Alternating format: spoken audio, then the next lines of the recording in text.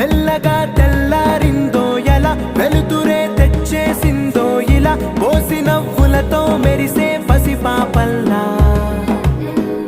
చేదతో బావులలో గలగల చెరువులో బాతుల ఈతల కళ